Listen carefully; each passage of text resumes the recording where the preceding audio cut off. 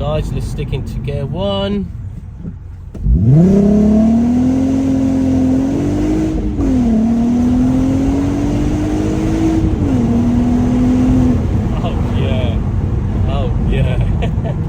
Hello guys, Bobby Drives here. So today I've got my first VW on the channel. It's a very special VW. It's a Golf Mk5 R32. I've always loved these cars. I've never actually driven one, so I'm looking forward to getting my hands on it.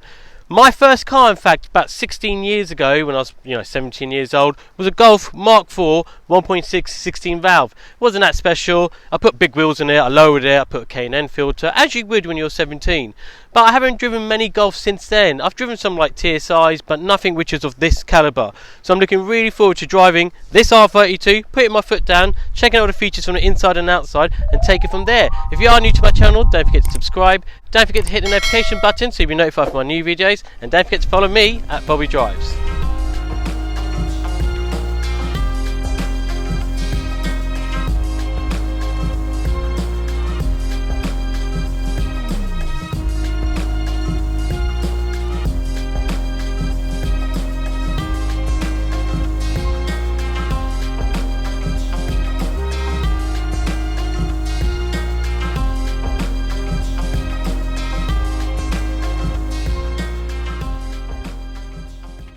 First of all, I'd like to say thank you to one of my viewers who's lent me this car. He's just bought it recently and he said, look Bobby, it'd be good to get your opinion on it and do a review on it. So I thought, why not? So thank you very much, you know who you are.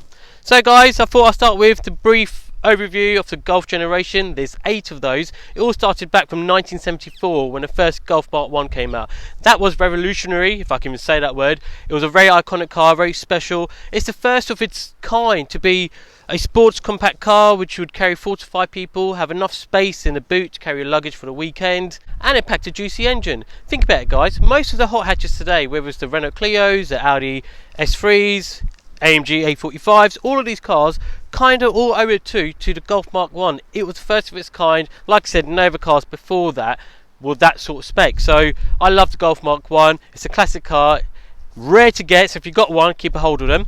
Then we moved on in 1980s to the Golf Mark II. Now personally that's my favourite Golf out of all of them. I just love the squareness of it. I think you could get like a G60 model where it had like the European rectangle lights on the front, you'd have the one wiper going up the windscreen. It was a British racing green with like those BBS sort of alloy wheels. Absolutely loved it. Still today is my favourite Golf of all time. Then in the 90s we moved on to the Mark III. We won't talk much about that, I didn't really like them, but I've got a funny story. One of my friends bought one in a turquoise green colour. We thought it was 5-speed. When we got onto the motorway he was like, Bobby, I can't get into gear 5. And we realised it was actually a 4-speed, and the guy who sold it to us put a 5-speed knob on it. So yeah, we kind of got ripped off there. Then you moved on to the late 90s to the mid 2000s, and that was a Golf Mark IV. That's the one that I had. I really liked it. I think that's when Volkswagen really stepped up the game in terms of interior and the way the car felt. I had a 1.6 16 valve. It wasn't that fast, but it was a good solid car.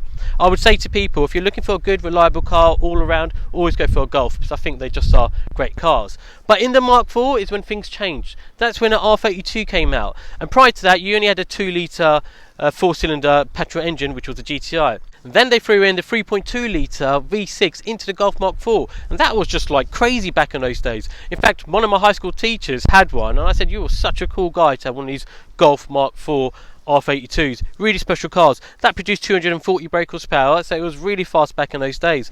Then after that we moved on to the Golf Mark V. This is the R32. Now I know they've got GTIs, you've got the Edition 30, which is also a good car, but this again is a 3.2 litre V6, and it's actually the last of those. After this it went on to Mark 6, Mark 7 and Mark 8, which has just come out, and they've just got better and better over the years. More technology, better driving feel. But the one big difference is they've lost the 3.2 litre lump that you'd get in here. All of the 6, 7 and 8 have gone to a 2 litre 4-cylinder turbocharged engine. Not a lot of Golf or Volkswagen enthusiasts were happy about that because they were thinking we're going to lose the power. Thankfully, no one's been let down. The new Golf's 2 litres, the 4 cylinders turbocharged are super fast. They sound great and they're also really good on fuel. Phew. So guys, that's the history of all the Golf generations from 1 to 8, starting from 1974 all the way up to where we are now with the Golf Mark 8 coming out. I must mention the Mark 6 went up to 270 brake horsepower, whereas this was 250 brake horsepower, so there's a 20 brake horsepower jump. The Mark 7 had a huge jump up to 300 brake horsepower, and the Mark 8, which has just come out, it's got 320 brake horsepower, and you get your 0 to 60 in 4.7 seconds. It's some serious car, that is. Now going back to this has, like I mentioned, a 3.2 litre V6 engine. Funny thing about that, guys, it's not actually even really a V6. A V6 engine has the pistons opposite each other. A straight line has the pistons in a straight line. This kind of has them staggered, so it's 1, 2, 3, 4, 5, 6. So it's almost a mix between a V6 and a straight inline. So yeah, quite a unique engine. They had to do that, and they had to fit it transversely so it'd fit into the bonnet, because like I said, it's not really a big car, but yeah, it's still got 3.2 litre in there. But it did produce 250 brake horsepower, or to be precise, 247 brake horsepower with 236 pounds of torque. This is a manual 6-speed, so this will get you 0 to 60 in about 6.3 seconds. If it was a DSG gearbox, the paddle shift, it will get you 0 to 60 in about 6 seconds with a top speed of 155 miles an hour. Another thing to mention, my viewer who's lent me this car, he only bought this car recently. He picked it up for just over £5,000. It is the bargain of the century. I just did a comparison yesterday to look at a new Golf Mark 8. Now, to buy it brand new, the R version is £40,000. Once I spec'd it, it got to £52,000. That's a serious amount of money for a car, which is, you know, it's not like a Mercedes S-Class or like a 7 Series BMW. These are still sport hatch cars. So if you could pick this up for around £5,000, I think they go between 5 to about £8,000. You can get some of them which go all the way up to £14,000, and they're real pristine mint examples. But this car, believe it or not, it's got 138,000 miles on the clock. It was tuned and maintained by Awesome GTI in Manchester, so they've really looked after the car, and it speaks. The car's immaculate, it drives like it's new, so don't be afraid, guys. If the car's got good service history and it's been looked after, go for it. This is a real bargain of the century. If you're looking to get a really fast car and you don't want to spend over 10 grand, you could buy one of these for about £5,000-6,000 like this owner has. And some of you may or may not know, by 2030 the government wants to stop making all petrol engine cars. They're all going to go towards electric. So this being the last Mark 5 with a 3.2 litre V6, and all the new ones which have gone to the 2 litres, eventually they're just going to get less and less and less. So I'm in a frame of mind where one day I want to keep one of these cars, because you just won't get these cars anymore. Fun thing I realised yesterday when I was checking on Auto Trader, guys, like I said, you could pick this up between £5,000 to about £8,000. They go up to about £14,000 for a really high spec one. But a Mark 4 R32, I couldn't believe how expensive they are. The cheapest one on Auto Trader is £15,000, and it got up to £25,000. And there's only 4 for sale right now in the whole of UK. I just didn't realise that the Golf Mark 4, even though I loved it with the big round bumpers and the twin exhaust at the back, it was a special looking car, I just didn't realise how expensive they were. They're more than the newer superseder car. So a few things to mention about the car. So this being an R32, good news is you do get xenon lights as standard. In the other Mark 5s it's an optional extra, but it's nice to know if you do get a R32, you do get xenon lights as standard. Another thing I like about the front bumper is the R32 logo. Now that's on the back as well. The 32 stands for the 3.2 litre engine that's got on there. The R is basically Volkswagen sports department. It's like BMW's M division or Mercedes with the AMG department, so that's what the R is. Another thing I really like, guys, is the colour of this car. So this is a deep pearl blue. It's the iconic car for the R32 Mark 5. It's a similar colour to the Mark 4 as well, actually. But the one thing I don't really like is this silver trim here. It kind of reminds me of the Passat. I would have preferred if it was just all the same colour. If you've got this car in silver, it doesn't stand out that bad, actually, so it looks alright. But in this colour, with this combination, I don't know if I really like it. And now looking at the rear, you'll see you've got the R32 logo again. You've got rear parking sensors, so it makes it easier to park. The previous owner did upgrade exhaust, so this is a Milltek exhaust. Honestly, guys, I'll start it up and I'll rev it in a minute, but I love the way this engine sounds. Also, I like this rear diffuser. Well, more to the point, I like this lip which goes all the way around. Just makes it look a little bit more sporty.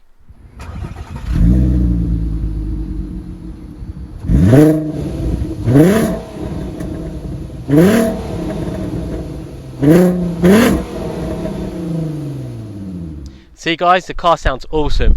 Honestly, when I first took this for my first spin initially, I was just so surprised the way the car sounded. It's so like fruity. It's like a little V8. It's just got this other tone to it. Absolutely love the way this car sounds.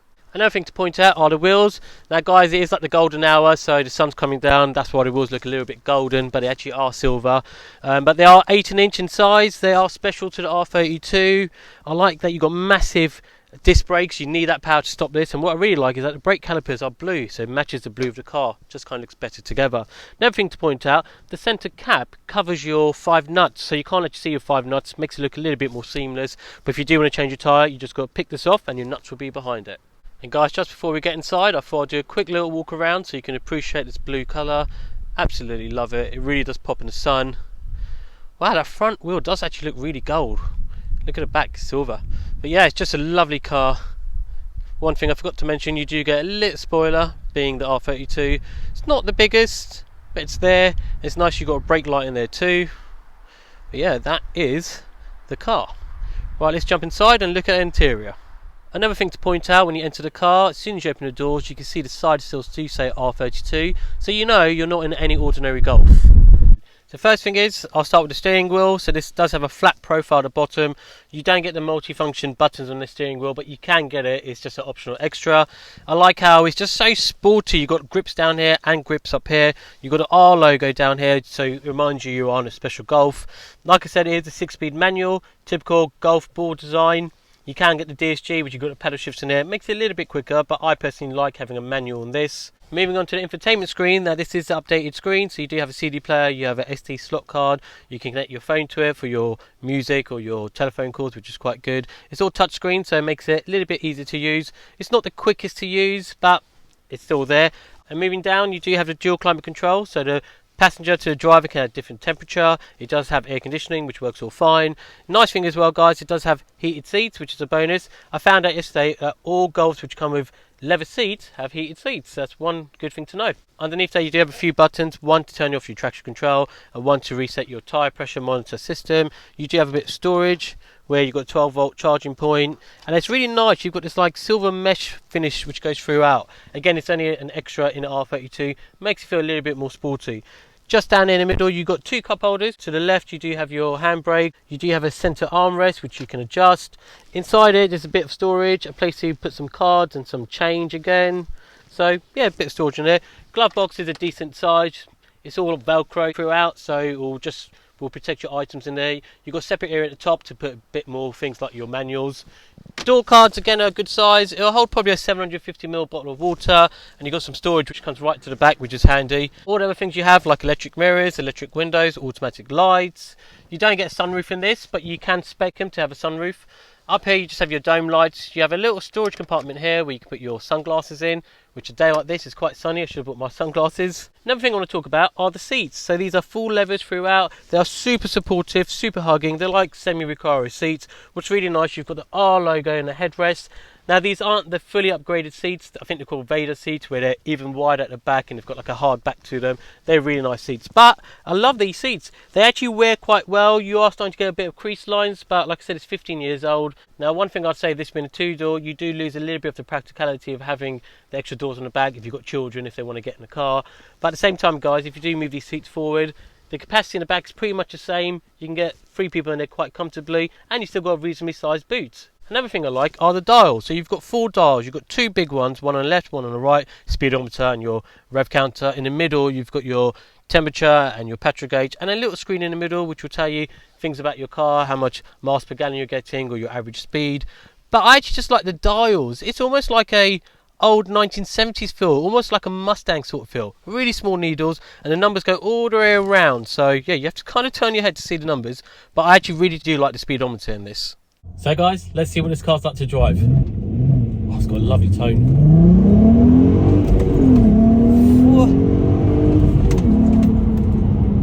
Oh my god, that Milltek exhaust makes such a difference.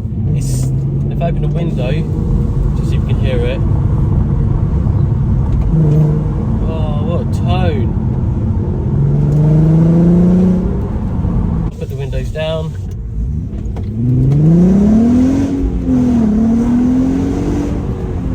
And what's really nice, guys, this being a 3.2 litre, naturally aspirated, so there's no turbos, it's just instant power. As soon as I put my foot down, I mean, a lot of the new cars are pretty much instant nowadays, even with turbos. They're just really responsive and yeah, just really well built well. But this being a naturally aspirated 3.2 litre, oh god, I'm actually a bit speechless how how quick this is. So this hasn't been remapped or anything. It's still running the 250 brake horsepower with 236 pounds of torque. And as soon as I'm driving it nice and comfortably, it's just a normal Golf. And this is why Volkswagen really hit the nail on the head with their cars. It can be a great family car. Like this being a 2-door might not be as practical, but let's say if it was a 5-door, super practical, and you can chuck it to gear 2. Oh, love it. And another thing, guys, to mention, I actually clapped, that's how happy I get. It's got a 6-speed manual. You can get obviously the DSG gearbox in this, which again is really responsive, really quick. If they go wrong, they can be quite expensive, so a lot of people stick with a 6-speed manual because it's just better built. But you can get the DSG and it'll get you 0 to 60 in a 0.3 of a second quicker. So yeah, I actually enjoy having a manual. There's just something about having a 6-speed manual, especially with this amount of power.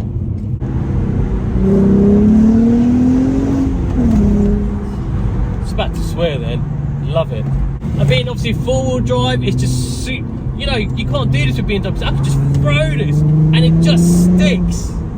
It honestly just sticks to the ground. I've had no wheel spin whatsoever. I was coming out of a corner and I put my foot down flat in gear 1, and if that was any BMW, you'd be spinning up or you'd be going sideways. With this, it just sticks to the ground. The full motion is what Volkswagen calls it. Oh, it's just brilliant. It just sticks to the ground. It just has a normal driver's experience. It's got great visibility, big window. I can see it at the back nice and easily. Steering wheel's at a good position. It's all adjustable. Got armrests here, nice and comfortable. The back seats are very nice. You've got a big enough boot to go away for the weekend and store your luggage in there. So it's a good all-round practical car. The cars to compare this to around this era was the BMW 130i. That was a 3-litre in a small 1 Series. It was rear-wheel driven, so yes, it was a bit more tail-happy, and it had a little bit more power than this. That was producing 265 brake horsepower. This produces, like I said, 250 brake horsepower. However, the BMW might be a little bit faster. This will certainly go around corners a lot faster because of that 4-wheel drive system. You could compare the Civic Type R's because they are also great cars.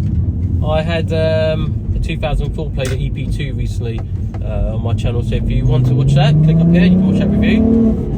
However, because this is a bigger engine, it is more of a better comparison compared to the 130i. I personally have always been a BMW fan, so I may take the 130i. You know, it's a 1 Series, it's a small shell, it's a small car, but they put a 3-litre engine in there, and you can tune those cars up. It's all naturally aspirated, so it hasn't got any turbos, really good car to tune, and they will go super, super fast. So, like I said, me being more of a BMW fan boy, I may stick with a BMW, but driving this, I fall in love with it. You know, if I had to be given the choice out of the two, I wouldn't mind which one I get.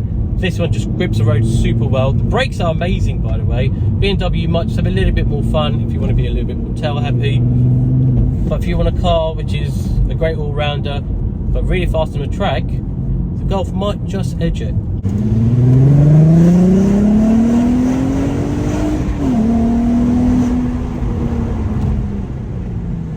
It's just beautiful.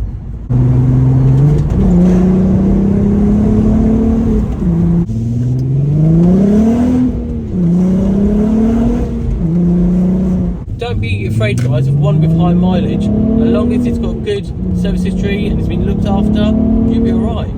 So guys, that brings us to the end of my review. I hope you really liked it. I've thoroughly enjoyed driving this car, more than I expected, to be honest.